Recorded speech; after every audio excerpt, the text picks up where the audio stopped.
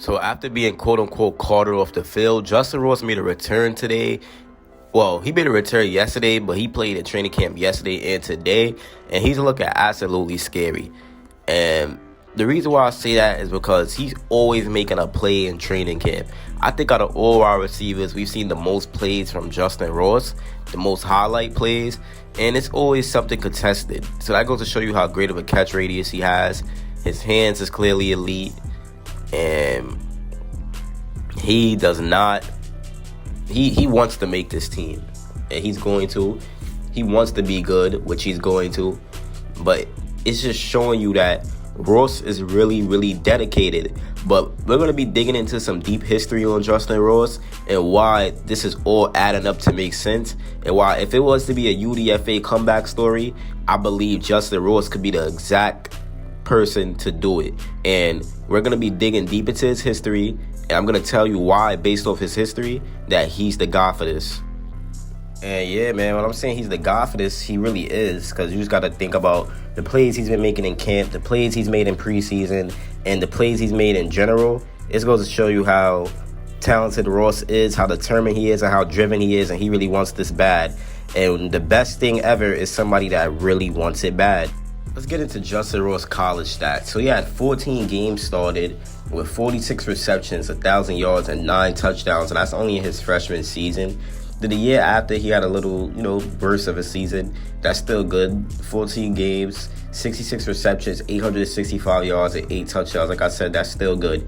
2020, he missed the season due to injury, and then he came back kind of shooken up. Wasn't really the same. 10 games started, 46 receptions with 514 yards.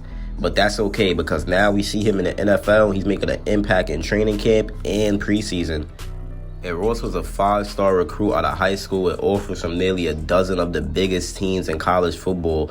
Ross opted for the Clemson Tigers, and he became a sensation as a true freshman, putting together a monster year in 2018. He was a rising star in college football after just one season, but things went downhill from there due to injury.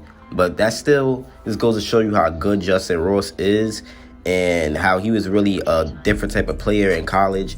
And now the Chiefs getting a healthy version of him, and that's honestly good to see. I was really happy that Justyn Ross returned because we already have 6 Kansas City players out with injury. Nicky Remigio dislocated his shoulder. Amir Smith-Marset had a groin injury. Mike Edwards, I think he's back. Yeah, he's back. He had a swollen ankle and a swollen foot, but he's back. Tershawn Wharton has a knee injury. Nick Jones has broken fingers. He got that in the preseason game. Snead has something going on with his knee still. Tony, he missed 15 practices due to knee surgery. So I'm happy Justyn Ross is able to come back, and he didn't end up staying injured, because that would have hurt it. When people heard carted off, they're so used to him being injury prone that they thought like he had a career in an injury, but carted off in practice isn't that bad. So, but yeah, I mean, he's getting some work in. He's making plays.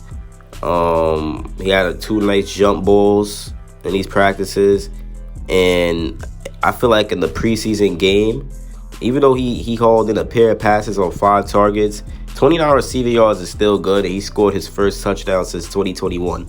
What he displayed was some very smooth route running and his playmaking ability. That he showed that, and it caught the attention of Reed and the 3rd-string quarterback Shane Buechele. And Ross will hope to keep that momentum rolling now that he's returning to the practice field, and which he did. He's still in practice making plays. So this goes to show you that Justyn Ross is just a fierce competitor, and this is what he wants, and he wants it badly.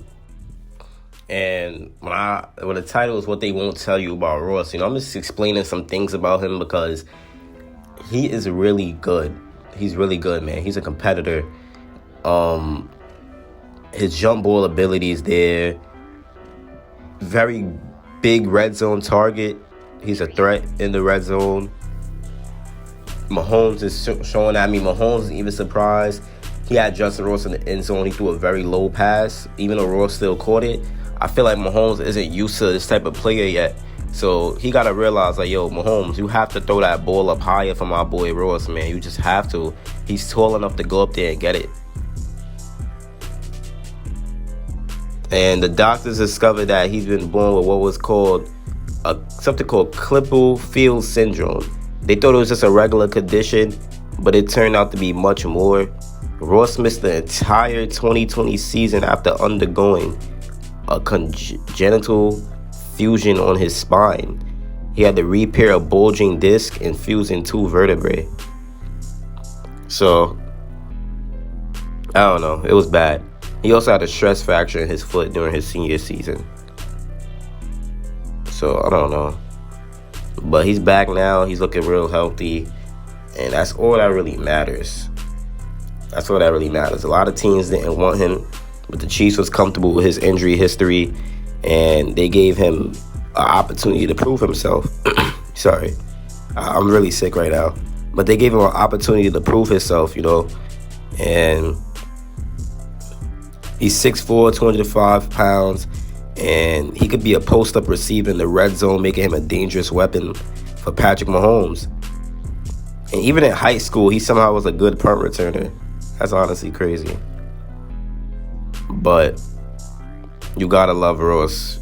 You just have to love Ross, man. He's so versatile. It's a lot of things he could do. Like I said, that jump ball, he's like T. Higgins, bro. And that Clemson team was honestly crazy when you think about it, because it's like they had 2 T. Higgins. He's very good yard after catch. Very good with the yards after catch. He brings deceptive vertical game. His build-up speed could catch a lot of defenders off guard because he's so fluid.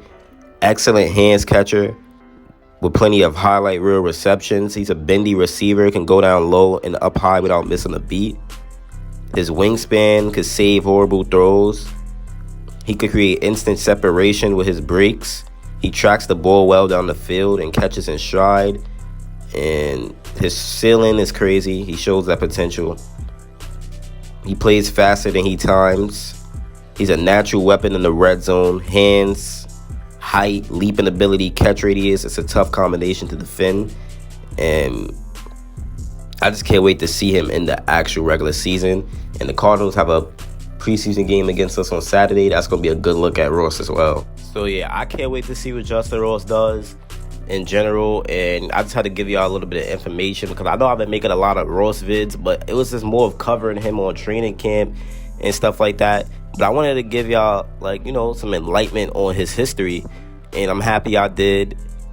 And yeah, man, Justyn Ross is a very good player, and I think he's going to be a beast, especially if you see what he's doing in training camp. Look up the practices on Twitter. You're going to see nothing but Ross making crazy plays. But it's Chiefs priority. Like, subscribe, and I'm out. Peace. Hopefully this video can do very well.